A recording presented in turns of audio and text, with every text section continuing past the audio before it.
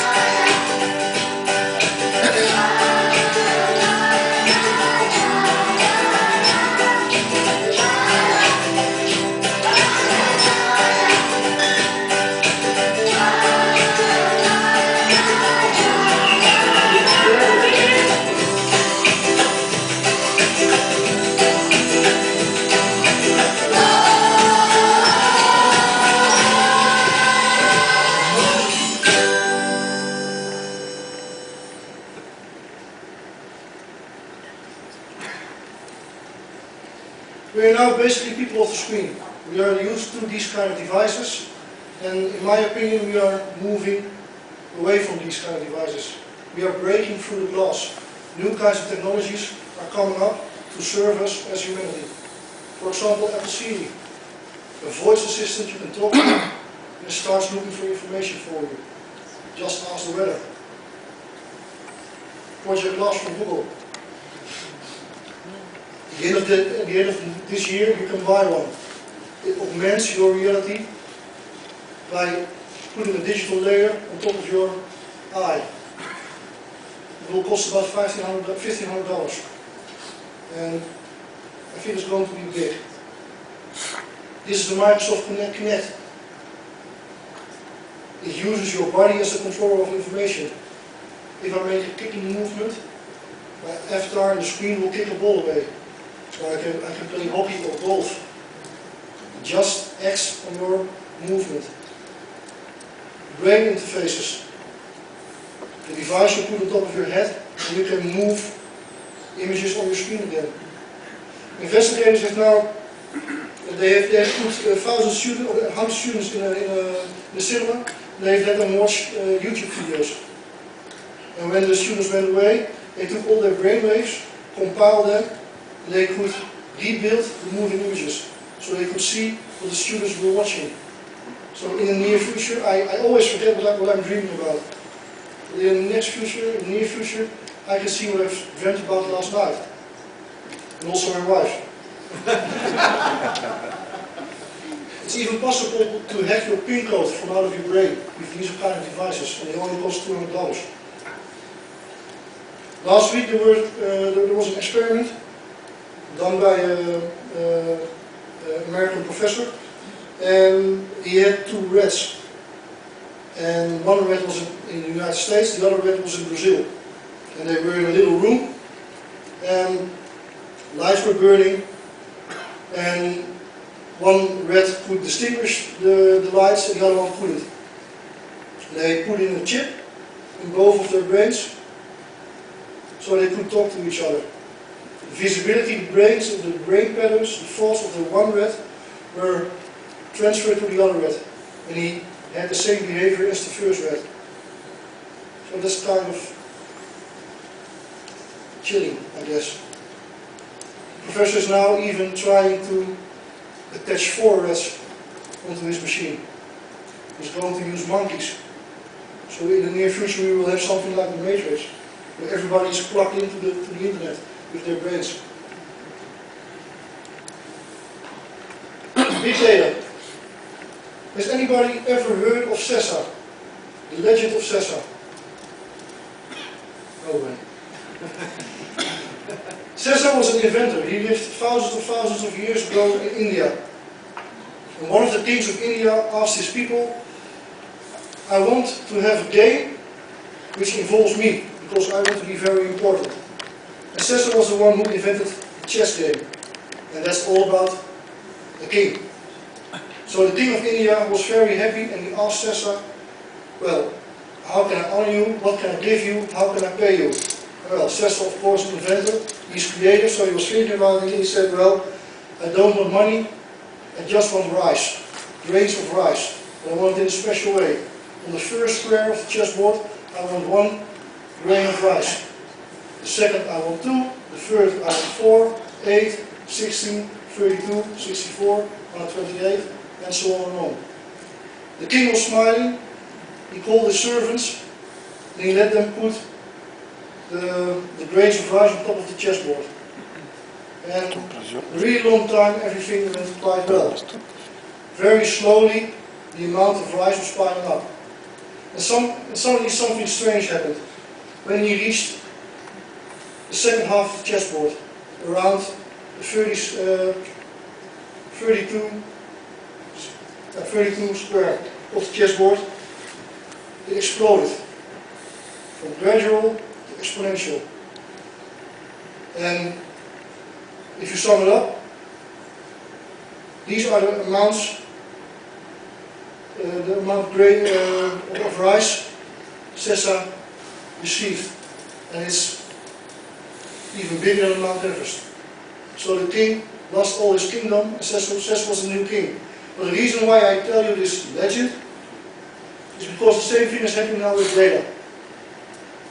In 2011, a quite important book was published. It's called Race Against the Machine, written by 2 MIT professors, McAfee and Brigelson.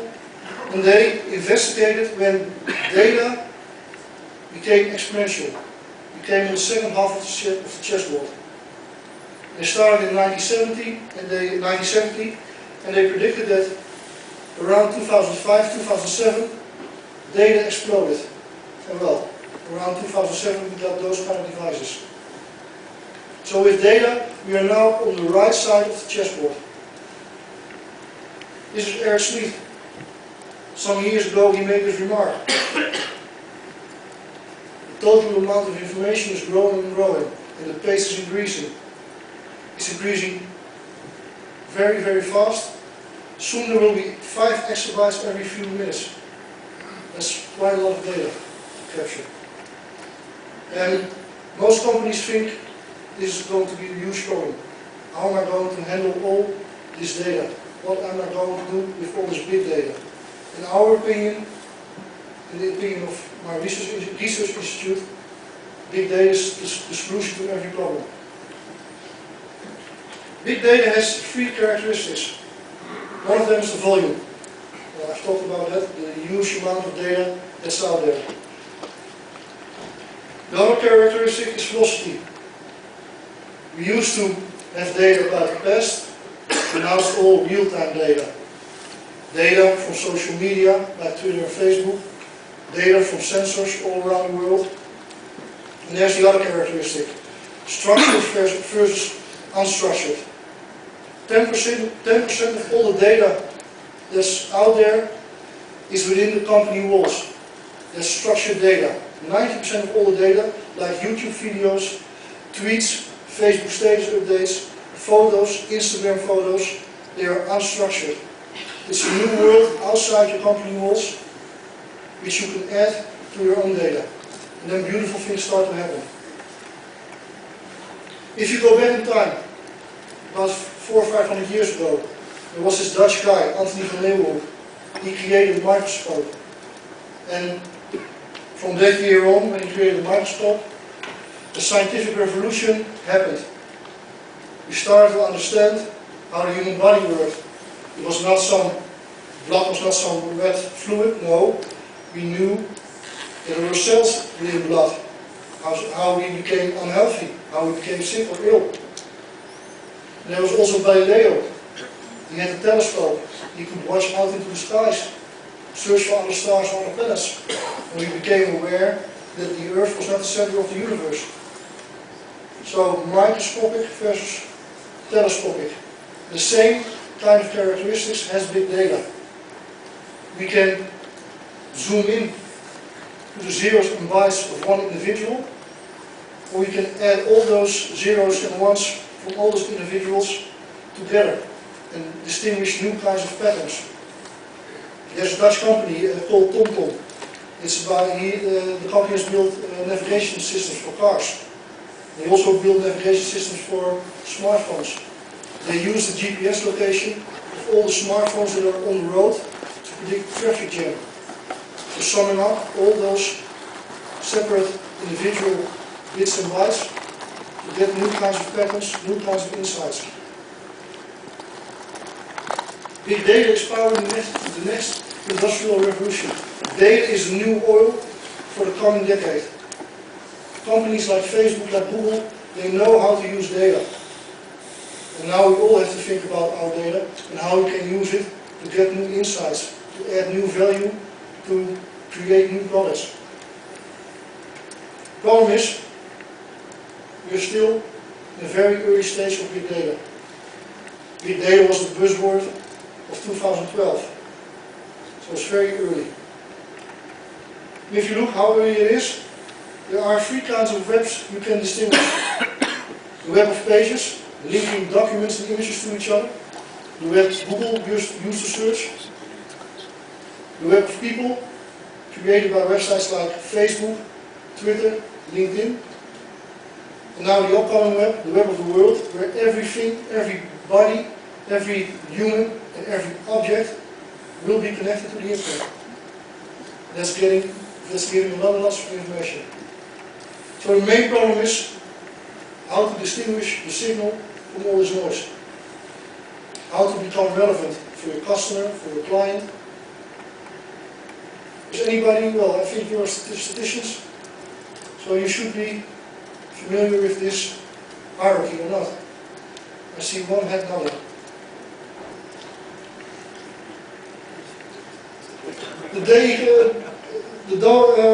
What this matrix says, data is just for computers, it's for nerds, the zeros and the ones.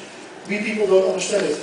We need algorithms, software to help us, to add understanding, to add context. And from data we move to information, from information we move to knowledge, and from knowledge we move to wisdom. And some say we even go to enlightenment.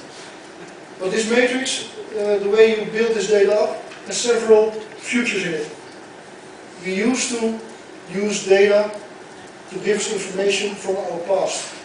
We are now in a real-time era. And we are going to predict the future. The way we ask questions to our data is already changing. We used to ask questions like, what happened? Why did it happen? And now we're asking in real time, we're asking questions like, what is happening? What is likely to happen? And how can I make it happen? In Las Vegas, they've created an experiment. And we've all seen, I guess, the movie Minority Report with Tom Cruise. His character is part of the pre-crime department. He prevents crimes before they happen. In Las Vegas, they are now doing it. They have software, it's called Predictive Police, which uses data from the past, combines it with real-time data from Facebook and Twitter, and the crime rate within Las Vegas has gone down 25% because the police can prevent crimes. In the near future, when you go down the shopping hall or supermarket, your supermarket will tell you, hey Mr. Duivestein, I'm glad that you're back. Last week you ate spaghetti and now I have soup for you. And it's really cheap because I want to help you. Big data is all about us, about our intentions. All our information is outside there. We are creating digital images of ourselves on the internet. And those digital images you can ask all kinds of questions. Software can help these digital images. Software can help me. But one of the main problems is privacy. Privacy is the new atomic bomb in the age of big data. Pregnancy. A father was sitting down his laptop at night and he was working on his Gmail account. And he saw on the right side of his screen, he saw all those advertisements about pregnancy. He didn't understand it. Then he thought, hey, I have got a daughter of 14 years old. She was using the computer during the day. So he found out that his daughter was pregnant. Those kinds of scenarios will happen more and more.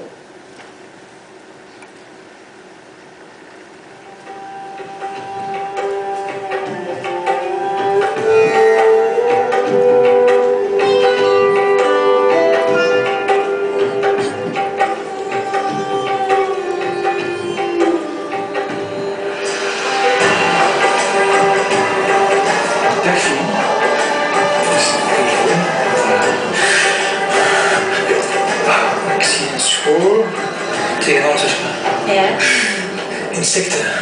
Dat lief? Ik voel 2 insecten op je rug. Kan dat? Ja, vlinders. Slovenie? Ouais. Een moto. Oranje. Pap erop. Zenith.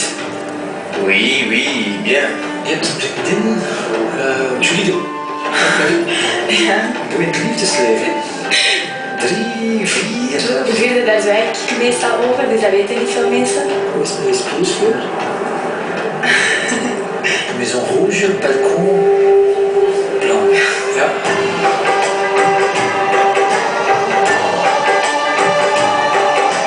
Ik zie geld, ik zie transacties, maar kent je rekeningnummer van buiten?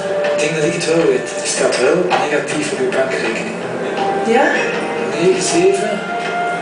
Last month you spent €200 on alcohol. Vorige maand €300 aan kleding gespendeerd.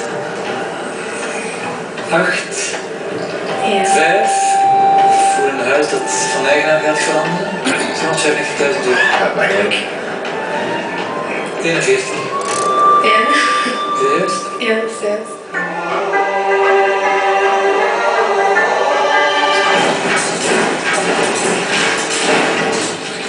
Oh my god. Oh man. Ah, dat vind je eng.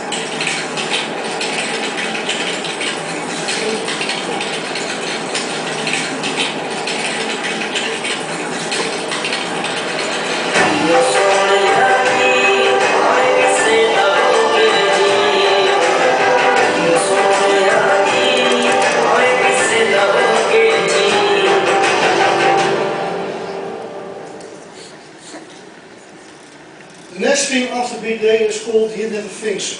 With all kinds of objects are connected to the Internet. In our research institute we are calling it the Internet of Scenarios because it makes all kinds of scenarios possible.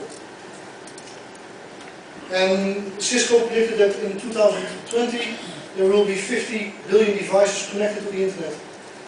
And in the near future we don't know with whom we will communicate. Will it be an object or will it be a person? This is the Nike Fuel Band, a bracelet for your arm, and it measures your health. It measures when you are running how many footsteps you've taken, how fast you ran. It measures your blood pressure, your heartbeat. This scale, it knows how much you weigh. I have one at home. In the morning I share my weight with my followers on Twitter. This is a new kind of toothbrush. It knows which teeth you've brushed and which you don't, or you didn't. It makes a 3D model of your mouth and you can give it to your dentist. This is the new fork, the happy fork. It knows how fast you eat and how you digest your food. And it warns you are eating too fast. My youngest daughter has one. This is a device that's created by one of the guys of Apple. It's called Nest. It's a thermostat. The device in your room which takes care of the heating. It knows when you're around or when you're not at home.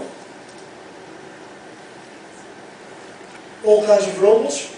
There's now a robot which is being implemented by McDonald's, which serves up 360 hamburgers an hour,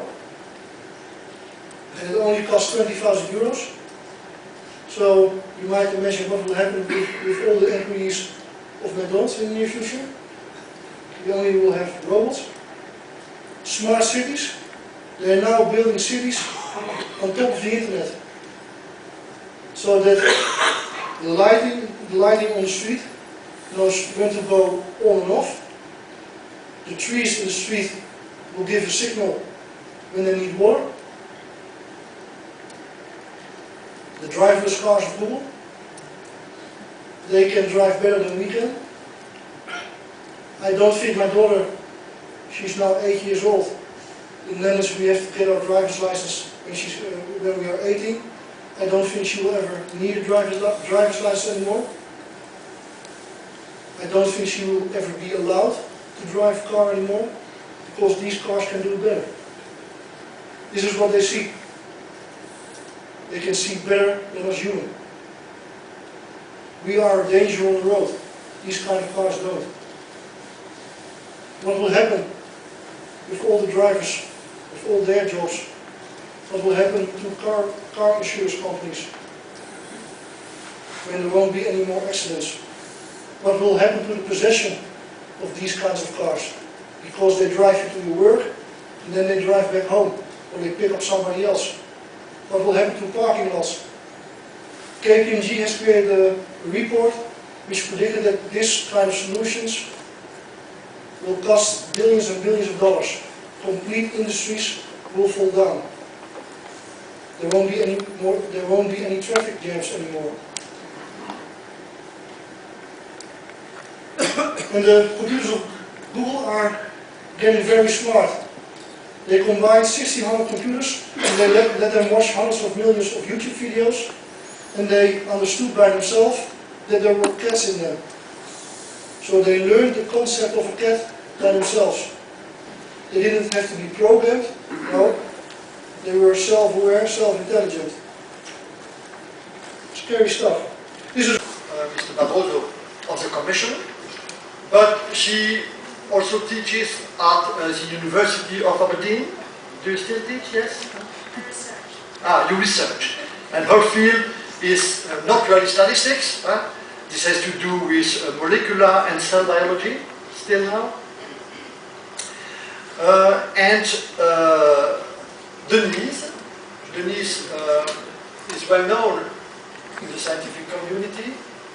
She has been director of the statistical department of UNESCO. She has been heading the ISI. She's now, the president of the European Statistical Advisory Committee, ESAC, and Denise is also works as well as a professor at King's College in statistics, and she is the head of the School of Social Sciences and Public Policy. We start with Anne, then I will give the floor to Denise, and I will conclude briefly myself after our two colleagues. You have the floor.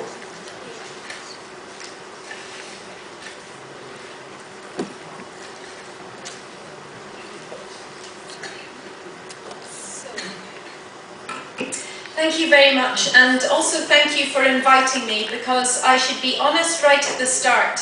I'm no statistician, but I do know how important statistics is, and I know that because a statistician told me, and this was in my previous role before coming here to the Commission. I was the first Chief Scientific Advisor for Scotland, and on my first day when I met my new team and I wanted to know a little of their background, one of them puffed up his chest and said, "I will be really important to you because I'm a statistician." And in fact he was really important to me, so he wasn't lying, because statistics don't lie. Okay, so I'm going to start by asking you a question, and maybe this is a bit of a provocative question, but you've had 3 long days at this conference, so here we go. Who would you like to have a dinner with? So I've offered you 3 options. The first one, a celebrity. The second one, a politician. or a statistician? Looks attractive, huh? Okay, so I am teasing you a bit, but there is a problem here, and part of, I suppose, the opportunity for me in speaking to you is really to encourage you to talk a little bit more about what you do and the value of what you do, because actually people sometimes don't appreciate the value. Numbers are really, really important, and as Denise and I both come from the UK, then all we have to talk about in the UK is number 10. And when we talk about number 10, we know that's the seat of government in the UK, that's where the decisions are made, whether they're the good ones or the bad ones, but that's where it all happens. And number 10 is so important that in fact now, unfortunately, you can no longer walk as a citizen past number 10. It's all protected. It's so important a number. And actually, some of you might know, not a statistician, but a mathematician, Marcus de Sautoy. And I met Marcus de Sautoy once. He's written a lot of lovely books about numbers, but for the general public. And he told me how important prime numbers were. And he was trying to explain just how important. And he had a very interesting selective use of data, because he explained to me that every great footballer always played with a prime number on their back. So he said, just check it out. My difficulty was being able to identify great footballers, but nevertheless, he said, you know, maybe what we should do is encourage people to be wearing prime numbers on their back, and that might make them a better footballer. That I'm not sure. But anyway, numbers are important. So the importance of numbers comes not from just talking about them, but actually, for me, in visualizing them. And here I've got some data for you looking at CO2 emission, carbon dioxide emission, and actually this goes to 2006. So this is looking at the observed data, which is the green and the red colour, and the trend, which we can see in terms of the black line.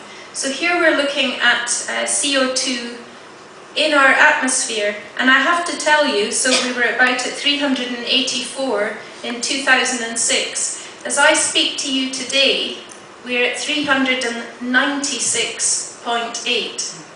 So I think people would be starting to get the idea, and also looking at this trend, that we're seeing a very uncomfortable increase in CO2 in our atmosphere.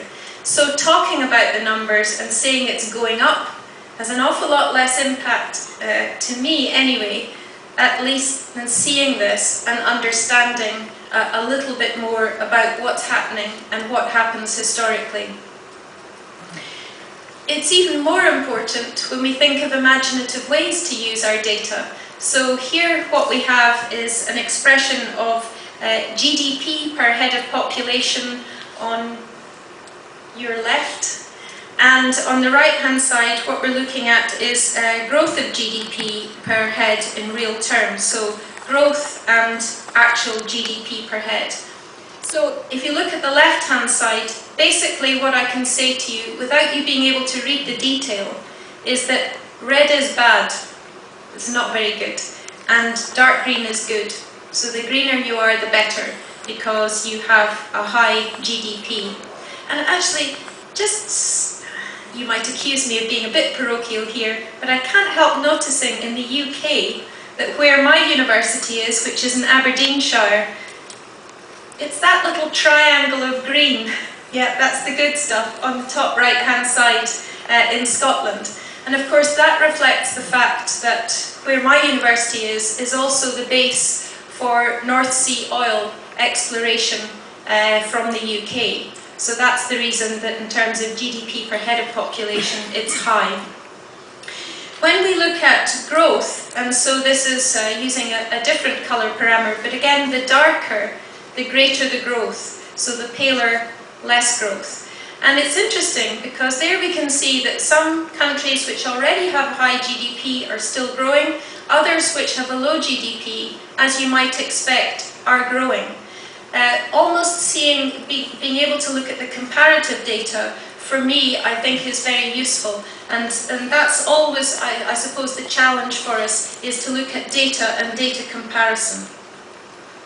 So, how do we use numbers? And you will well know that in the Commission, as in every government, there is always a very valuable input from numbers, because they can give us key performance indicators, and they can help us understand or even decide what might be important and also what's possible to measure.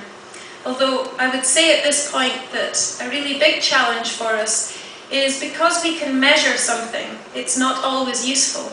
And sometimes when we measure things, it's actually disruptive. Because if I start to measure, and as a scientist I know this, it's almost impossible for me to measure anything. In my research, I'm a molecular biologist, I cannot measure without disrupting. So that's one thing. In terms of populations and measuring things, if you tell me that I'm going to be measured in terms of my success by how many cups of coffee I have a day, then I'll increase drinking cups of coffee if that's what you're going to measure me on, because you might have a hypothesis that the more coffee I drink, the more I can stay awake, therefore I can work 23 instead of 22 hours a day, or whatever that happens to be. Okay, so we change things by measuring. So if you look at 5 targets for the EU in 2020, then employment is a target. It's a valuable target because we're in many ways looking at equality with this. So we're asking for 75% of the 20 to 64-year-olds to be employed. I also ask you to consider that if I'd said that slightly differently, that we expect 25% of 20 to 64-year-olds to be employed, then that doesn't look so good. So how you present the data, I think, is very valuable. We have an aspiration that 3% of the GDP in the European Union should be spent on R&D, and that we are nowhere near in most member states. So we have an enormous challenge there. And I could go through these, but I think you understand what I'm saying here, that how we provide this data, it gives people information, it gives them also aspiration and target, and for me, that's very useful. So, I think generally, we're frightened of giving people numbers, but we shouldn't be, because they are very useful. And we often think people are frightened of these numbers. Well, they're not. Here's an example of not frightened of numbers. This is a little bit of an epidemic, isn't it? Because every train you take or bus you're sitting on, there's somebody there doing their Sudoku and lots of other number games as well. And in many ways, I think this is a really good thing. I have to say, and this is personal and anecdotal, but I have a mother-in-law who is 92, about to be 93. And she can beat me hands down on Sudoku, unfortunately, and well, it's quite embarrassing. But she practices with these things, and she would say to herself that I don't like numbers. And then you say, what about the Sudoku that you're doing? Ah, yeah, okay. So it's very interesting, and we can exploit this, I think. So we need to think about communicating those numbers, and we shouldn't be scared about talking about them if they convey a really important message from our point of view. And so here I've got some data on youth unemployment. So again, this is the 16 to 24-year-olds. And in green, what we're looking at is the unemployment in the Eurozone area more generally. And then we're looking at 3 countries who are having real impact of the economic downturn. In blue, this is the unemployment rate in Portugal. In yellow there in Greece, and in red in Spain. And actually, you know, these figures for me, just as a citizen, these are catastrophic figures, and this is something that really should be stimulating people to do something now, this very instant.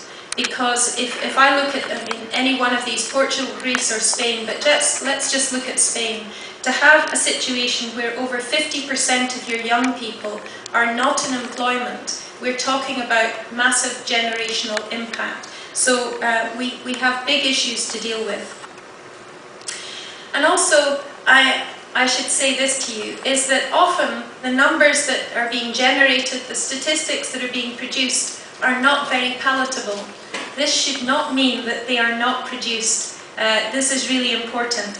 And I say this because, as we all know, almost everything in life is uncertain. We always used to say that the only two things in life that you could be absolutely certain on were death and taxes. Well, I think we're also now not so sure that taxes are by any means certain. And you've heard it first here, death may not always be certain. It depends how you define life. So, but we won't go into that. But uncertainty, which for scientists, I love uncertainty. It's what gets me out of bed in the morning. I would hate a world that was certain. Uncertainty is fantastic. Go into a room of scientists, statisticians talking over coffee, and you're not just saying, yeah, I agree. What you're hearing is, no, but what about this, or how about this? That is the lifeblood of what we do. But what we need to remember is where we love uncertainty, politicians hate uncertainty. Okay, so this is a big challenge for us, is how to deliver a message which includes uncertainty and communicate it in such a compelling way that even those who hate uncertainty will listen and will act. I mean, the good example for me again on this is around climate change. We talk too little about the consensus. So the consensus is that humans are having a negative impact on climate. There is a lot of uncertainty around the edges. How much CO2 means how much average global temperature rise. It doesn't mean it's not happening, and it's not an excuse for inactivity.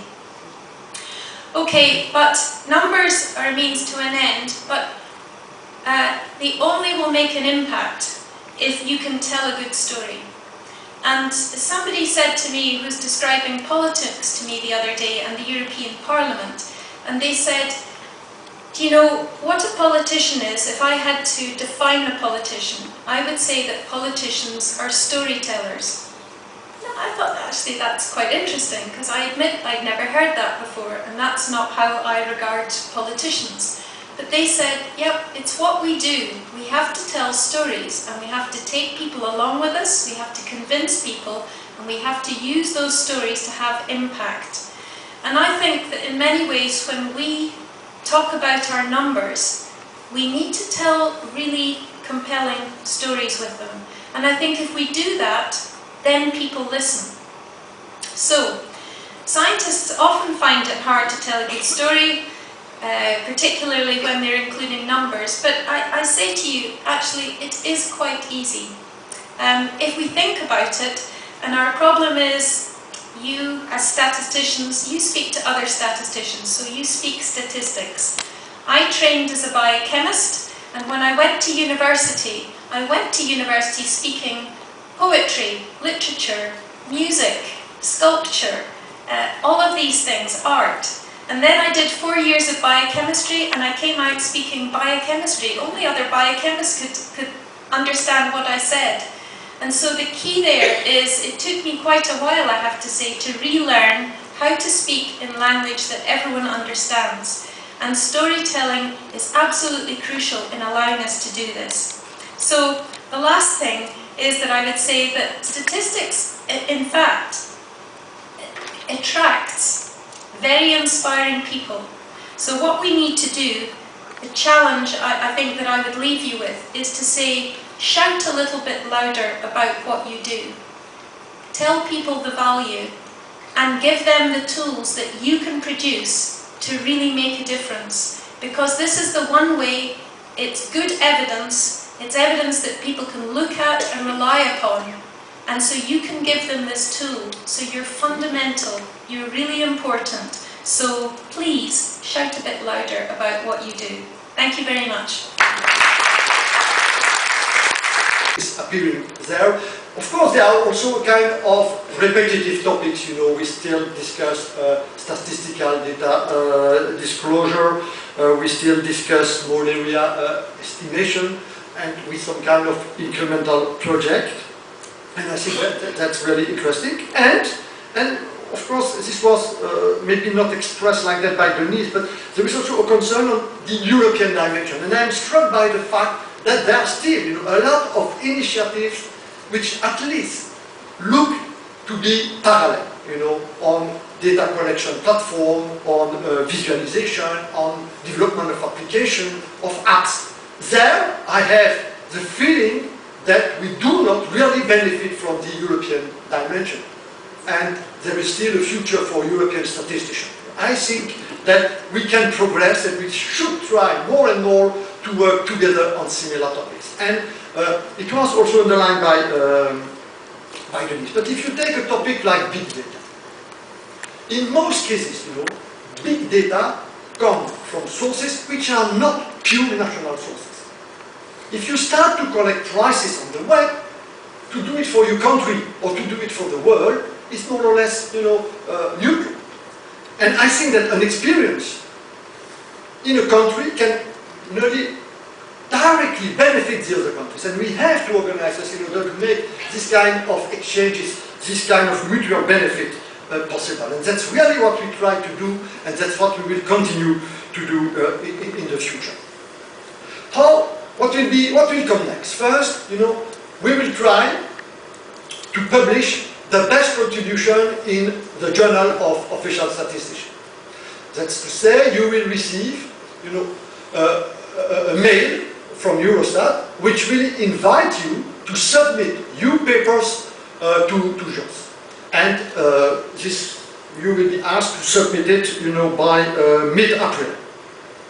You will send it to the NTTS mailbox, and then the papers will be reviewed, and those who are accepted will be published in the Journal of Official Statistics. We will start as well to prepare the Horizon 2020 research program. You were told that, you know, in terms of budget, you know, this is a huge budget, and this budget is not affected by the reduction, the possible reduction of the budget of the Commission. Robert Jan Smith gave us some indication, you know, some concern they have on Data Hub, on infrastructure for researchers, on new kind of indicators, of models to link, you know, research with growth on ecosystems, to facilitate the growth of the digital economy. Please be extremely attentive. We will try our best to insert in the research agenda proposed by other DGs of the Commission lines which make sense, topics which make sense for statistics and for official statistics, but it will be up to you to propose consortium or consortia and to make a proposal. And this will happen in the coming months. I think that's all I wanted to say. Now I just have to thank all those who have made this, you know, this conference a real success. And you know, to prepare such a conference, you need an army of people. You know, you need staff for the logistic. And I'd like to thank our colleague from the, you know, the Conference Center, Commission Conference Center, the SCIC, for their support. You need a scientific committee. Thank you to all the members of the scientific committee for their support. We need, of course, authors. Thank you to all those who have presented papers, who have commented, discussed the papers. Thank you to those who have chaired session, and thank you to all of you for your active participation. I think you were brave because you have preferred I would say the light of science to the light of the sun. Now, it's, you know, I will close this conference, and I will invite you to the next conference, which will take place in 2015, and you will be very welcome to NTTS 2015. And I wish you a safe trip back to your respective countries. Thank you, everybody.